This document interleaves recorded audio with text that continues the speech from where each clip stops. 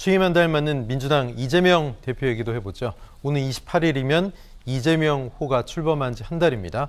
이재명 대표의 취임 한 달, 두 분 평가 좀 들어보겠습니다. 김성환 평론가님, 한 달 무난했다고 보십니까? 어떻게 보십니까? 일단 전반적으로는 무난했다고 생각하는데요. 점수는 그렇게 많이 주고 싶은 생각은 없어요. 아직까지는 평가하기 좀 이르다 이렇게 보이고요. 네.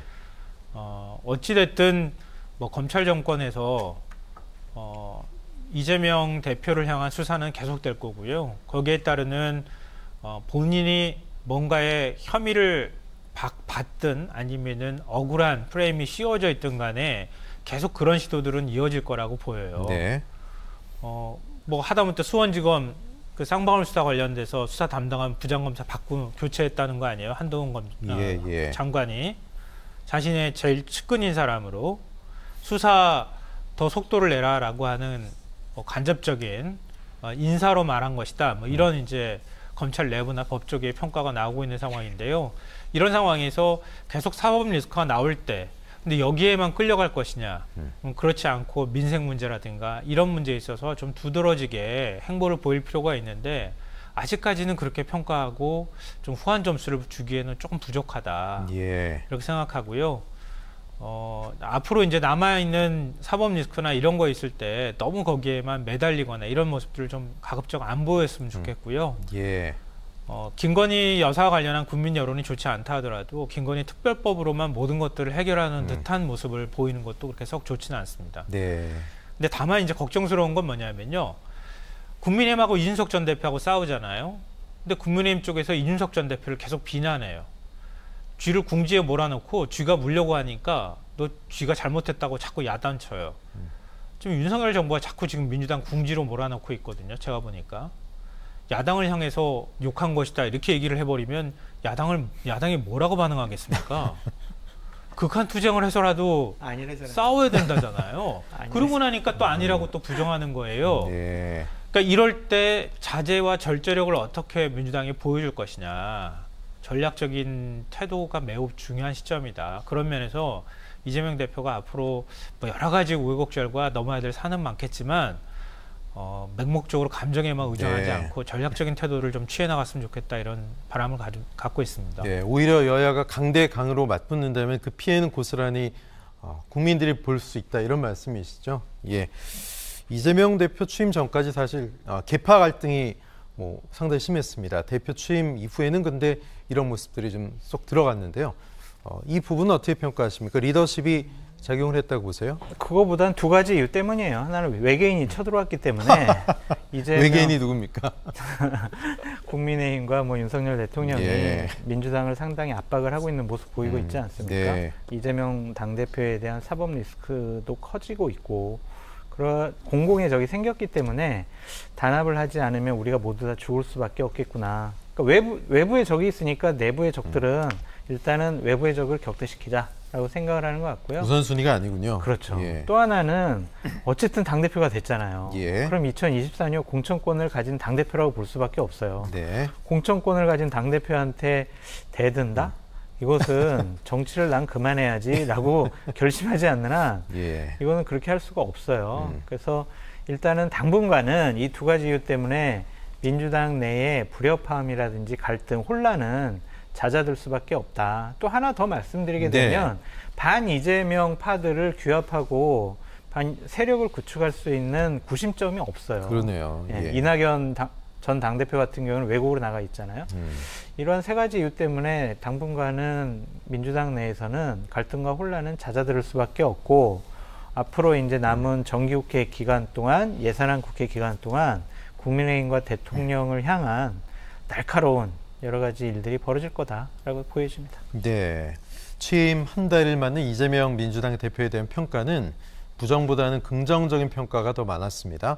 그런데도 민주당의 딜레마는 민주당 지지율은 크게 상승하고 있지 않다 이건데요.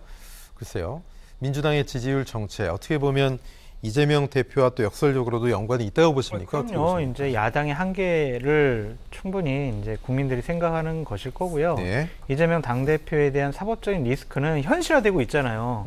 자꾸 뭔가 소환한다고 그러고 기소한다고 하니까 또 언론에서 자꾸 대장동 얘기도 하고 백현동 얘기도 하고 성남 FC 얘기도 하고 경기도지사 했을 때 평화부지사 했던 사람은 뭐 쌍방울에서 법인카드 받았대 이거 이화영 부지사요? 네, 꼭 구속한데 뭐 이런 보도도 나니까 야 이거 뭔가 잘못한 거 아니야라는 인식을 끊임없이 받고 있어요. 그러니까 아직도 대안 세력으로서 제대로 된 모습도 보여주지 못했고 네. 사법적인 리스크와 능력 있는 야당의 모습을 보여주지 못하고 있으니 민주당의 지지율은 정체를 보일 수밖에 없다라는 좀 생각이 들고 결국에는요 지지율 올라가는 거는요 내가 잘해서 지지율 안 올라가요. 상대당이 잘못하면은 그냥 반사적인 이익으로 지지율이 올라가거든요.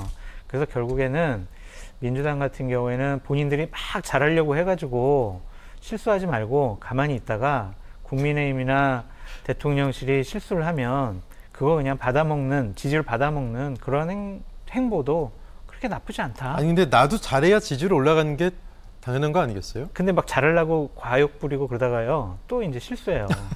그러니까 여러 가지 막 법안 내놓잖아요. 네. 그럼 국민의힘에서 그러잖아요. 아니 그렇게 필요했으면은 문재인 정권 시절에 하지 왜 당신네들 왜 안 하고 지금 와서 하자고 그래? 이율배반적 모순적인 사람들이야. 라고 공격당하잖아요. 거기에 대해서는 아마 민주당이 할 말이 없을 거예요. 예. 그러니까 재정은 니들 여당이 신경 써라. 우리는 그냥 돈 쓰는 데 집중하겠다. 그런 비판에 자유로울 수가 없습니다. 네. 그러니까 과욕 부리지 말고 그냥 가만히만 있어도 그냥 평범하게 간다. 본전은 한다. 그렇게 말씀드려요. 네. 김삼 평론가 뭐 다른 의견이실 것 같아요. 네. 아무것도 하지 말라고요? 하지 마세요. 그러면 안 될 것 같고요. 왜냐하면 많은 국민들이 위기의식을 느끼고 있어요. 뭐 오늘 환율도 1,430원 뚫었다 이런 얘기도 나오잖아요. 네. 뭐 부동산 가격 폭락할 가능성에 대한 걱정도 많이 하고 그러는데 지금 윤석열 정부가 뭐 하고 있습니까? 그럼 이거 누가 책임집니까? 국민의 삶은 누가 그러면 책임지고 정치를 하는 겁니까? 지금 국민들은 그것에 대해서 굉장히 큰 불안감을 느끼고 있거든요. 근데 아무것도 안 하고 두라고요. 그러니까 윤석열 대통령이 벌써 취임한 지 5개월 되잖아요. 5개월 됐는데 뭘 했는지 잘 모르겠어요. 그러니까 이런 상황인데 뭐 어느 대통령이나 마찬가지지만 취임하고 뭐 100일이 중요하다더라, 뭐 6개월이 중요하다더라, 1년이 중요하다더라 이렇게 얘기하는데 제가 볼 땐 이러다가 그냥 1년 그냥 훌쩍 보내버릴 것 같아요. 그 다음에 국정동력 떨어지고 총선 앞두고 있으면은 윤석열 정부 그냥 끝나는 거예요. 제가 볼 때는 뭘 할 수 있겠습니까? 지지율도 지금 30%에 왔다 갔다 하는데 이거 가지고 뭘 할 수 있겠어요? 민주당은 가만히 있어야 된다고요? 글쎄요. 정치공학적으로는 가만히 있으면 오히려 더 지지율이 올라갈 수 있을 것 같지만 민주당은 거기서 멈춰서는 저는 안 된다고 생각하고요.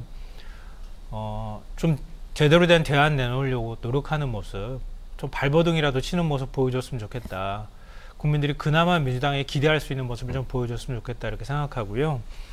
뭐 사법 리스크는 앞으로도 계속 이재명 대표를 발목을 잡는 요인이 될 수 있을 것 같은데요. 제 나름대로 사법 리스크라고 얘기하는 뭐 여러 가지 혐의에 대해서 알아보기도 하고 또 사람들의 얘기를 듣기도 하고 뭐 취재도 하고 분석도 해보면요. 전 쉽지 않을 거라고 생각해요. 이재명 대표 기소하기 전 쉽지 않을 거라고 개인적으로는 그렇게 생각하거든요. 그러니까 너무 거기에만 매달려가지고 싸우는 모습을 가급적 안 보여줬으면 좋겠다 이렇게 생각합니다. 네. 자, 오늘 네이버 차병원 사실 그 성남 FC 후원 관련해서 무혐의 나왔던 기업인데 오전에 압수수색 들어갔단 말이죠. 이건 어떻게 보십니까? 다시 들여다보겠다는 얘기인가요? 네, 말씀해 주세요. 사법 리스크에 대해서 좀 안이하게 생각하시는 것 같은데 한동훈 법무부 장관 스타일을 모르시는 거예요. 딱 결론 내려놓고요. 그 결론 나올 때까지 다 그 상황을 만들어 갑니다. 그러니까 지금 방금 전에 말씀하셨듯이 그러니까 성남FC 후원금 관련해서 별로 이제 혐의가 없어요. 이 기업들은 문제가 없어요라고 했는데 압수수색 들어가잖아요. 다른 것도 다 찾아보는 거예요. 걸릴 때까지 하는 게 그 사람들의 스타일이거든요. 근데 기소 안 당할 것 같다고요? 무조건 기소합니다. 그런 사법 리스크에 대해서는 철저하게 대비를 해야 되는데 이것을 민주당이 앞장서서 방어를 하면은 민주당 진영 자체가 무너질 수가 있어요. 그래서 이번 사법 리스크에 대해서는 좀 이재명 당대표와 민주당이 구분해서 대응을 하셔라. 그렇게 말씀드리고 싶어요. 예. 아니요.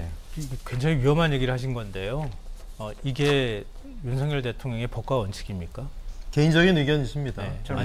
제가 뭐 개인적인 의견에 대해서 반박을 하는 건데요. 이게 한동훈식 스타일입니까?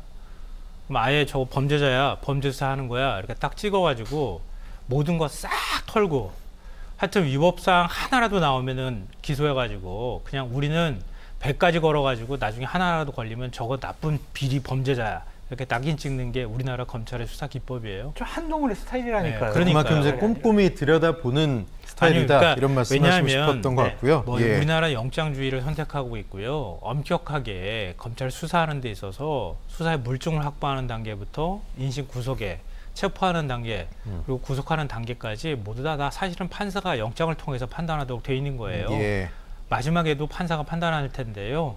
우리나라 검찰이 왜 특수부가 정치한다는 얘기가 나왔습니까? 하나 저거 죽여야지 그러면 가가지고 끝까지 나올 때까지 파는 거예요. 이거 이제 바뀌어야 된다고 많이 얘기했던 거 아니에요? 근데 하는 행태가 똑같아요. 다 털어가지고 하나라도 더 나오면 죽는 거야. 이렇게 하는 방식이 다시 동원된다고 하면 난 제가 볼 때도 그렇게 보여요, 솔직히. 민주당 정권에서 잘 써먹었잖아요. 그러니까 그렇게 하는 게 이게 과연 윤석열식 법과 원칙인지 묻지 않을 수가 없고요. 뭐 쌍방울도 불기소 결정문 나온 거 봐도 그랬고요. 제가 오늘 뭐 위례 얘기도 듣고 왔는데요. 대장동 안 되니까 위례까지 다 파보겠다는 뜻인 것 같고, 뭐 하여튼 하나하나 전부 다 파보겠다 얘기하는데 논리도 굉장히 궁색하고 정황도 별로 없어요.